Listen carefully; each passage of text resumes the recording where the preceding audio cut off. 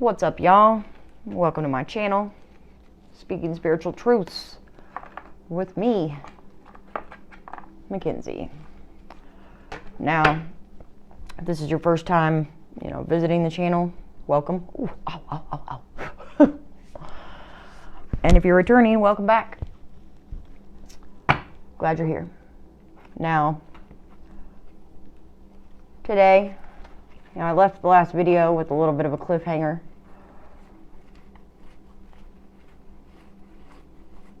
Stating that, I basically think my mom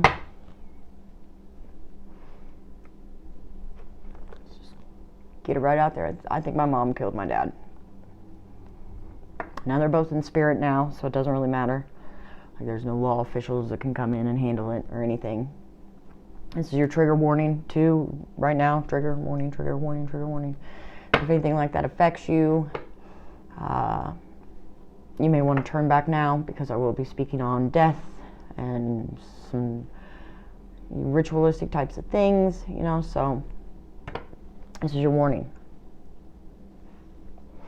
I'm also going to be throwing a couple cards while I'm at it, while I'm telling the story, so Spirit, I ask that you protect me and protect those that are watching me as I do this video, and lead us to the truth, Guide me. Help me tell the story. So my mom and my dad were together for almost 25 years. My mom met my dad when she was about 21, freshly out of a divorce. She had a child, my oldest brother, that I spoke on in the first video.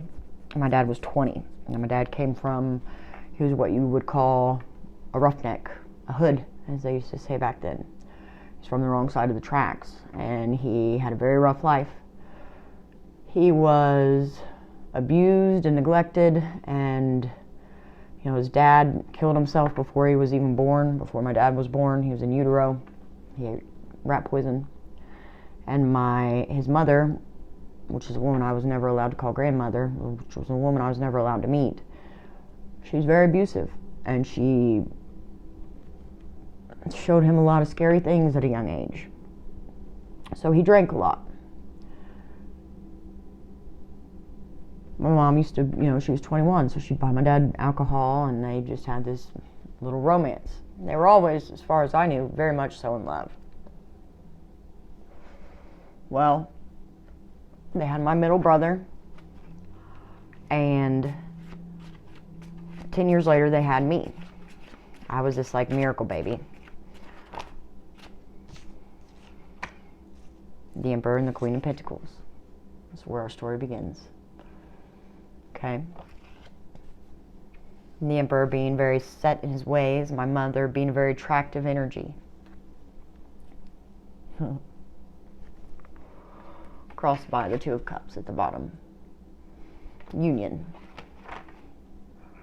So, they were married, had my brother, had me. As far as I remember, things were okay. I knew he drank a lot, but it didn't start to get bad until I was about from 11 to 13. And in the year when I was 13, I think it was the summer before, he had a carpal tunnel surgery, which really kind of threw him off. And he really started slacking at work in a job that he had for years and years and years. So the following year, he was really getting heavy into drinking and doing nerve pills. He was getting these nerve pills, whether he was buying them or he was just gifted them by a coworker, I don't know. He started getting sloppy. Two of Swords here. I'd say somebody was wearing blinders. They both felt as though either way they went, it was a double-edged sword. Both needing to make a decision.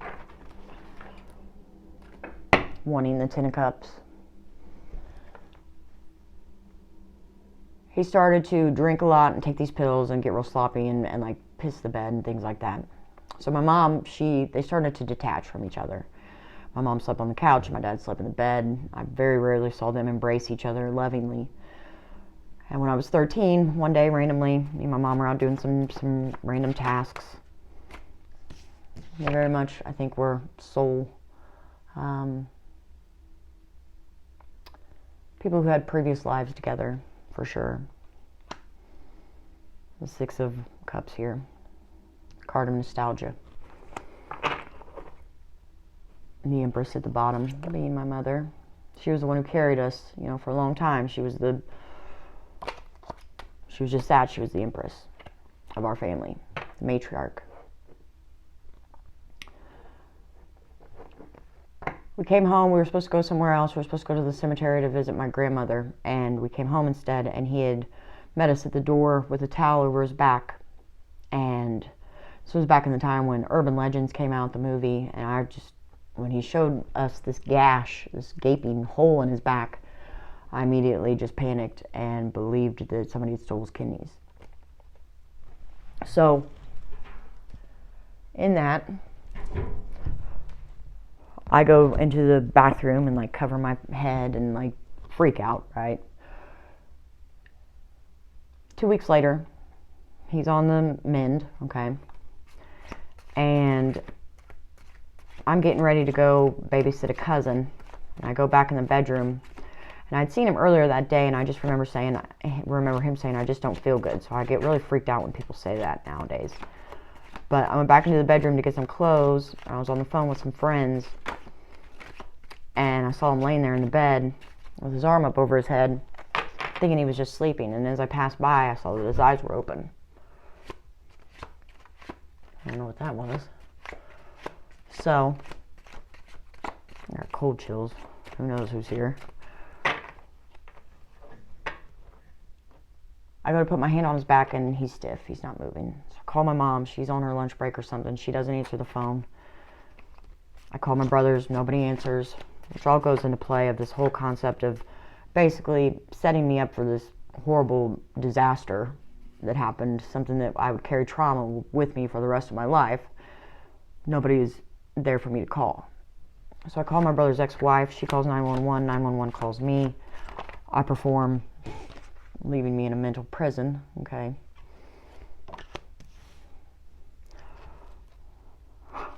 Causing devilish types of energy to be able to easily access me, leaving me in nightmares and anxiety. 911 calls me. I do CPR on my dad. To no avail. He doesn't live. Now, weeks go by after this, and it takes forever for us to get a death certificate. And there had been whispers from my father's family that possibly my mom was in on this. Why, I don't know. I think at one point, I recall my dad saying something to my aunt about possibly being poisoned.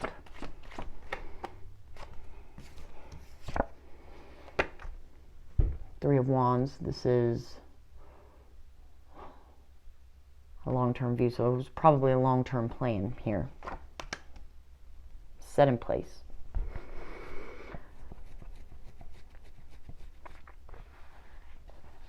I never believed it because my mom was just at the Empress, you know. With that right there, you can put it as almost like a genie had granted a wish for my mother because she was over it with my dad, you know. They had really been through it, and she was just tired of all the bullshit.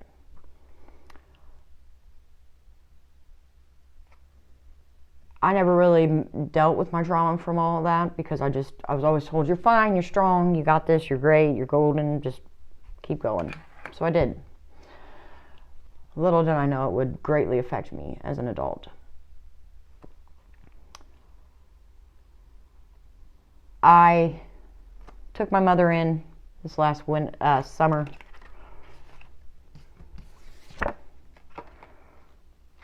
Right when I started to get stable. Okay, right when spiritually I became more stable. And I was working on myself. I was working on my path. And I was becoming more stable in my own spirit and my own, on my own 2 feet. But she was going through something with my stepdad, and all of a sudden, out of nowhere, my stepdad wanted her out. You know, I was looking in a different direction from my husband, from my now ex-husband. I took her in, and she was pretty depleted. She was pretty, like, she had a bum leg. And for the first couple of months, she just slept. Right there on that couch. Just slept. She didn't do much of anything. And I understood. I tried to be supportive. I tried to, I always made her meals for her. I would bring her meals, made her a plate. She didn't have to want for anything. But there came a point where I ended up getting a job, and it just kind of was very strenuous because I would come home after going to work at 5 o'clock in the morning and coming home, and there'd be nothing done, and it was just like she was just wanting to take up space for a time, and it was like, she was thinking on her own and not thinking about the whole house, not working as a team. So closer to Thanksgiving time, it was November, she started to get this fire up under her ass. Like, she started to move around, and she started to help clean, and she started to help prepare meals. And a big thing here was I drink Kool-Aid. And you have to prepare Kool-Aid, right?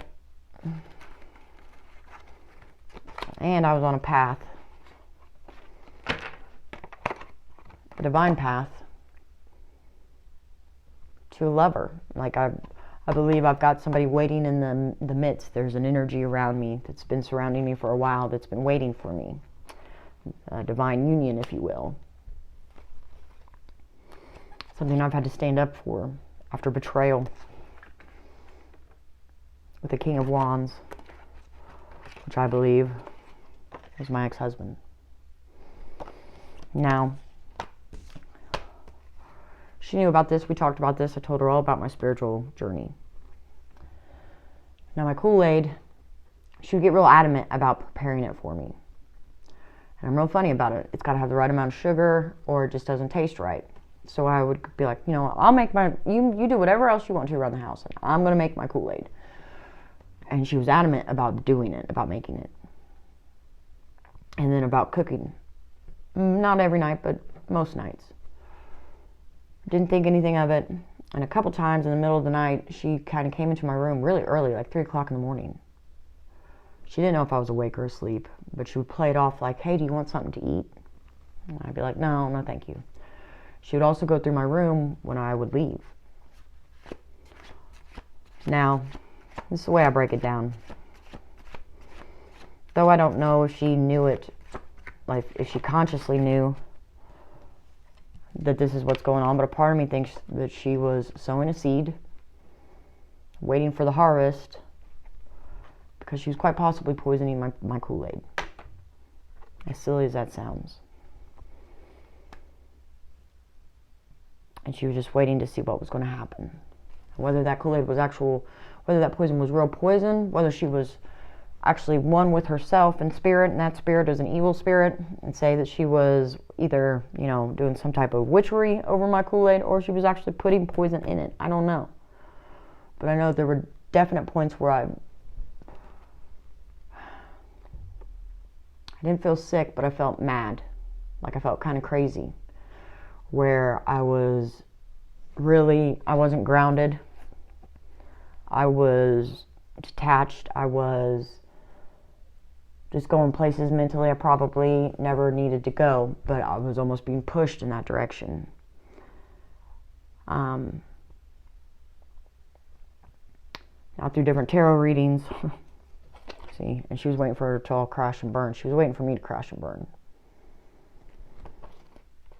But I was stronger than what she thought.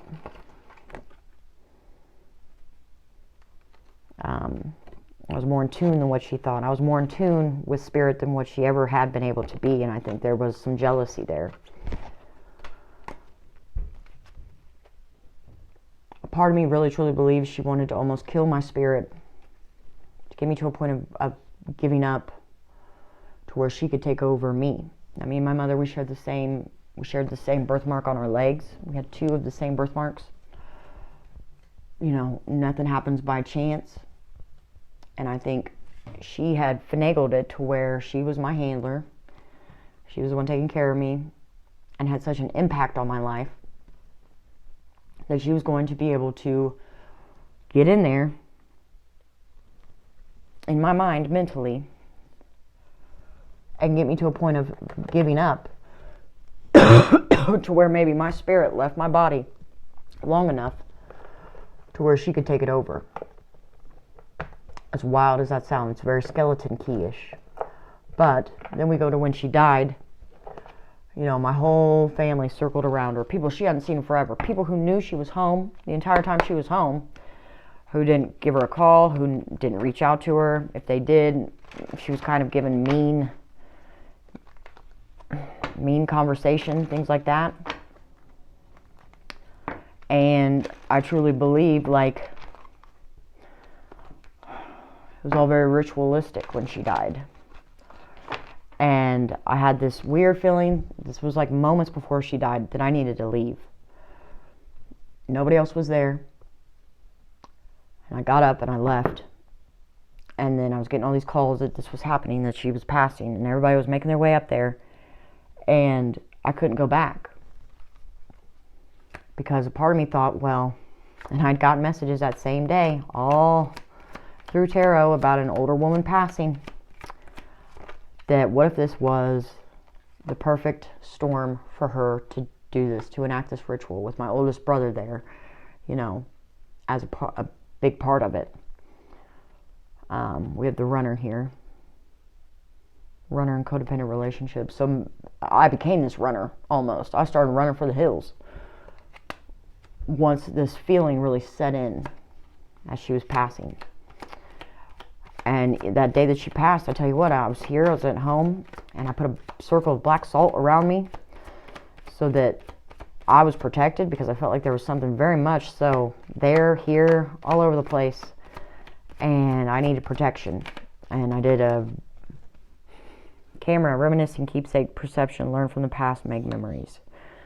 So I've had to learn from the past in all of this. I've had to learn quite a bit.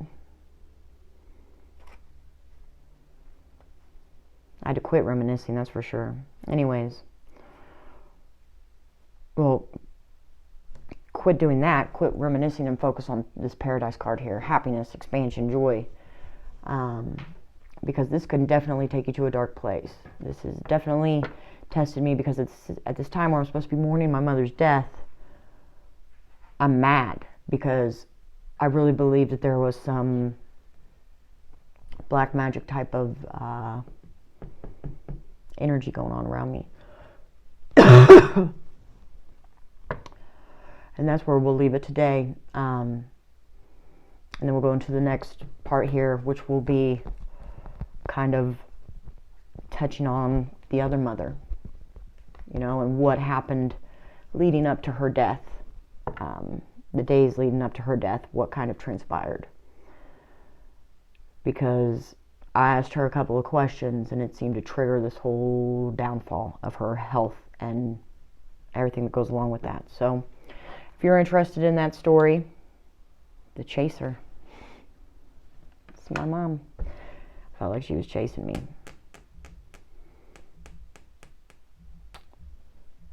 If you're interested, like, share, subscribe, hit that notification bell. You'll see anytime I upload. And if you're feeling froggy, hit that subscribe button, and you'll see me all the time. Till next time, y'all.